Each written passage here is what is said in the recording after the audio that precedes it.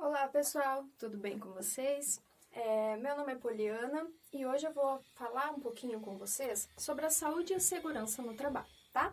Então, eu vou dar uma pequena introdução sobre o assunto, tá bom?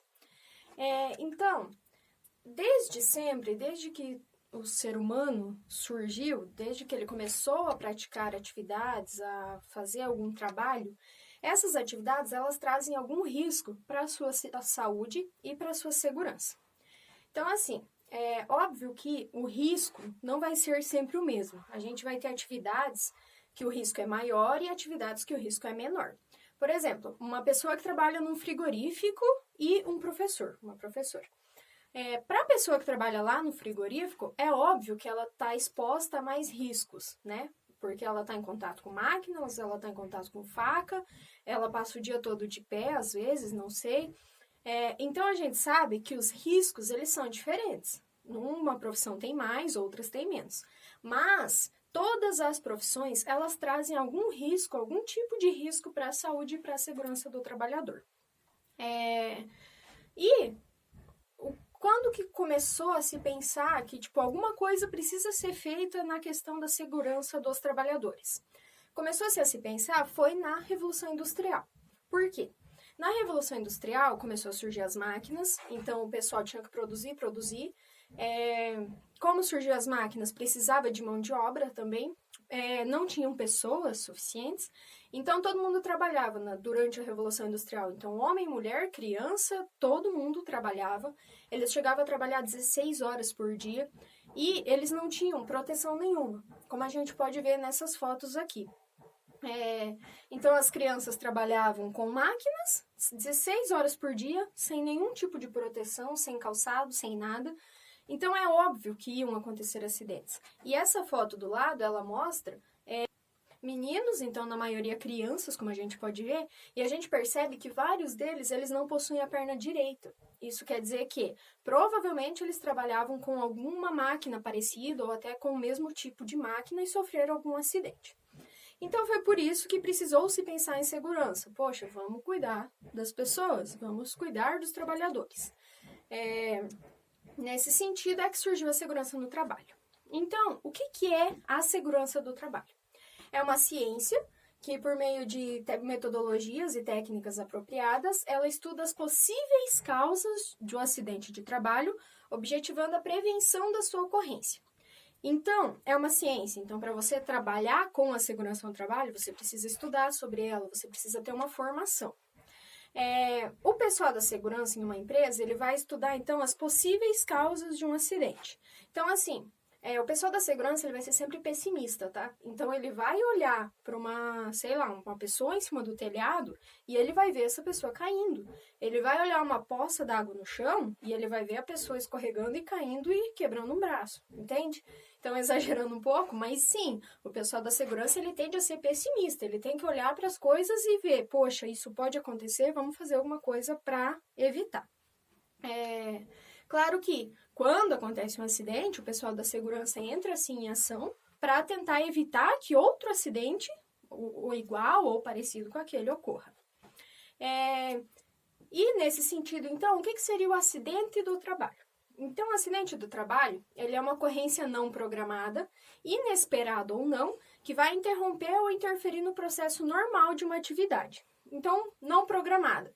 Então, assim, você não vai dizer, tô meio cansado de trabalhar, vou lá cortar um dedo. Não, não é assim. Então, o acidente de trabalho, ele é sempre não programado. Você não sabe quando ele vai acontecer. Porém, ele pode ser inesperado ou não. Por quê? Porque olha aqui, o exemplo nessa foto. A gente vê uma situação dessa, a gente percebe que pode acontecer um acidente, que a chance de acontecer um acidente aqui é muito grande. Então, por isso que às vezes o acidente de trabalho, por mais que ele seja não programado, você não sabe quando vai acontecer, ele pode ser esperado, porque você, tem muita chance daquele acidente acontecer. E ele vai levar, então, a perca do tempo útil. Então, porque pensando assim, numa linha de produção, por exemplo, se um trabalhador se acidenta, toda a linha de produção vai sofrer ou uma parada até fazer o atendimento, até limpar a máquina, enfim. Então, leva a perca de tempo, porque tempo é dinheiro para todas as empresas. leva à lesão no trabalhador, que o trabalhador é sempre o principal afetado por um acidente de trabalho, e leva a danos materiais. Danos materiais para quem? Para a empresa. Por quê? Porque ela vai parar para fazer o socorro, vai ter queda na produção, vai limpar a máquina, vai... E assim, quando um trabalhador ele se acidenta e ele precisa pegar uma licença, enfim, ele vai ter que ir para o INSS, a empresa é responsável por pagar os primeiros 15 dias do atestado. Então, assim, são 15 dias que a empresa vai pagar sem ter aquele trabalhador produzindo para ela. Danos materiais também pro próprio trabalhador, porque além de gastar com remédio, com médico, enfim, quase sempre, quando um trabalhador ele precisa ir para o INSS, precisa pegar algum tipo de benefício, quase sempre esse auxílio ele é menor do que o salário que o trabalhador estava recebendo. E também danos materiais para o governo, pensando que quando vai para o INSS, quando se aposenta por invalidez, é o governo que está pagando o salário dessa pessoa. E a pessoa não está mais produzindo. Então, na segurança do trabalho, a gente tem dois conceitos muito utilizados, muito abordados. O primeiro é o ato inseguro. O que é ato inseguro? Ato inseguro é qualquer atitude que o trabalhador tem que vai contra as normas de segurança e que coloca em risco a sua saúde, ou a saúde e a segurança sua e das pessoas que trabalham próximo a ele. Quando acontece um acidente por ato inseguro, é bastante difícil a pessoa conseguir um auxílio do INSS, por exemplo, porque a pessoa estava errada, ela sabia que ela estava errada, ela sabia que ela não poderia estar fazendo aquilo, mas fez mesmo assim. Exemplos de ato inseguro: bebida no ambiente de trabalho, utilizar o EPI de forma incorreta, o equipamento de proteção individual que a empresa tem que fornecer, e quando a empresa fornece, o empregado ele usa de maneira incorreta ou ele não usa, isso é um ato inseguro. Ligar a tomada com uma molhada, subir em, sei lá, qualquer lugar de altura, sem as proteções adequadas. Enfim, ato inseguro é qualquer coisa que você sabe que não pode fazer e você faz mesmo assim. Condição insegura, por outro lado, vão ser defeitos ou irregularidades no ambiente de trabalho e nas máquinas que você está envolvido. E isso pode levar a um acidente. Então, como a gente vê aqui na foto, esse pedreiro aqui, ele tentou montar um andaime. Isso está seguro? Não está. E além de não estar seguro, ele mesmo não está seguro, porque ele não está usando os equipamentos necessários. Então, condição insegura é quando o ambiente de trabalho não está adequado, não tem manutenção nas máquinas, e isso pode colocar em risco a saúde e a segurança do trabalhador. E aí a gente tem, pensando então na segurança, pensando em formas de fazer com que ocorram menos acidentes, a gente tem as medidas de controle dos acidentes. Dentre essas medidas, a gente tem a eliminação do risco, que vai eliminar de uma vez por todas o risco de acontecer um acidente.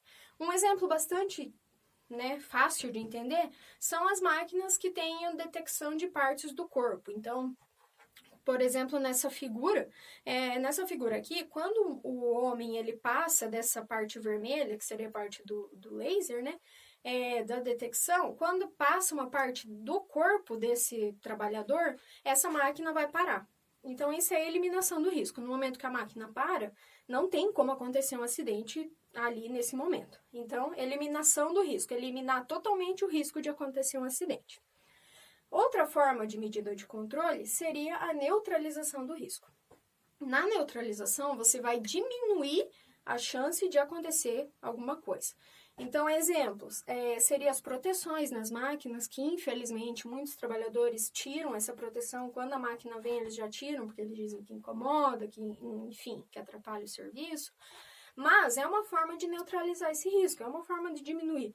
Pode acontecer? Pode, mas a chance é menor. E outra forma seria essas cabines, que para que serve? Serve para que outras pessoas não possam entrar em contato com o trabalhador, com aquela máquina. Então, quem está de fora não consegue entrar em contato com a máquina. Então, talvez o trabalhador que está lá dentro da máquina, esse sim esteja né, propenso a sofrer alguma coisa.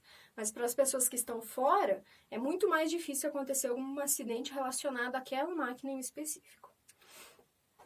Outra forma são os EPIs e EPCs, então equipamento de proteção individual e coletiva, que são formas de controlar. E esses EPIs e EPCs, eles devem ser fornecidos pela empresa, tá? Então, toda empresa que precisa, né, utilizar de acordo com a norma, ela deve fornecer esses equipamentos de proteção. Temos também a sinalização do risco, que é bastante comum, a gente, né, viu muito isso depois que houve aquele incêndio da Boate Kiss, que as normas para incêndio, né, elas se tornaram mais rigorosas. Então, hoje a gente vê essas placas em todo o local, mas não tem só esse tipo de placa. Então, a gente tem placa para choque, tem placa para queda, tem placa para risco biológico, que eu vou explicar na próxima aula o que seria. Tem placa de espaço confinado, enfim. Então, há vários tipos de sinalização de risco. E aí, quando você pensa, poxa, o trabalhador sofreu um acidente. Então, como que acontece essa incapacidade temporária ou incapacidade permanente? A temporária é aquela, então, que a pessoa se acidentou, ficou, 3 meses em casa, os primeiros 15 dias pago pela empresa, o restante do tempo pela INSS, e depois voltou para o trabalho e tudo certo, continuou trabalhando. Na incapacidade permanente, a gente tem a parcial e a total. A parcial é quando a pessoa ela se recupera parcialmente. Então, a pessoa, cortou um dedo, como tem aqui na foto, né? Então, ela talvez não vai mais conseguir fazer a atividade que ela fazia antes, mas ela consegue fazer alguma outra coisa. Talvez ela não vai conseguir trabalhar mais lá no frigorífico com uma faca, mas ela pode, trabalhar de recepcionista, não sei. Então, essa incapacidade parcial, a pessoa ela pode ser mudada de setor, pode mudar de atividade. Lembrando que nunca com diminuição do salário, tá? Então, por mais que ela mude de atividade, o salário não pode diminuir. E a incapacidade total, então, é aquela que vai impedir que a pessoa faça qualquer tipo de atividade naquela empresa, e aí, então, a pessoa precisa se aposentar por invalidez, por incapacidade. E outra coisa que tem dado bastante, né, conversas por aí, é sobre o acidente de trajeto. Desde 91, a gente tinha que o acidente de trajeto, que é aquele que acontece entre a sua casa e o seu local de trabalho, ele era considerado um acidente de trabalho. Então, por mais que eu estava indo para o meu serviço de carro, com o meu carro, mas eu sofri um acidente aí no meio do percurso. Então, se eu tivesse que ficar, 2 meses em casa, né, me recuperando desse acidente, isso era considerado um acidente de trabalho. A empresa teria que continuar recolhendo FGTS, tudo normal, certinho. Então, assim, a partir do final do ano passado, foi feita uma medida provisória que diz que acidente de trajeto não é mais considerado acidente de trabalho. Então, a partir de dezembro de 2019, isso não acontece mais. E o que muda com isso? Antes, quando um trabalhador ele sofria um acidente de trajeto, ele tinha uma garantia do emprego de 12 meses. Então, depois que ele voltava da sua recuperação, a empresa não poderia mandar ele embora sem, tirando a justa causa. Mas a empresa ela não poderia mandar esse empregado embora por um período de 1 ano. Agora, não tem mais isso. Então, a pessoa sofreu um acidente de trajeto, ela vai, fica em casa para se recuperar, mas depois ela perde essa estabilidade. Então, se a empresa quiser mandar a pessoa embora com 15 dias, ela pode mandar. E também a empresa ela não recolhe mais o fundo de garantia do trabalhador enquanto ele estiver afastado. Então, a partir de dezembro para cá, de 2019, não existe mais acidente de trajeto, tá? Não é mais considerado um acidente de trabalho. Então, por hoje seria isso, pessoal. Espero que que vocês tenham entendido o que eu quis dizer. Na próxima aula, a gente vai falar sobre os riscos, tá? Os riscos relacionados ao trabalho.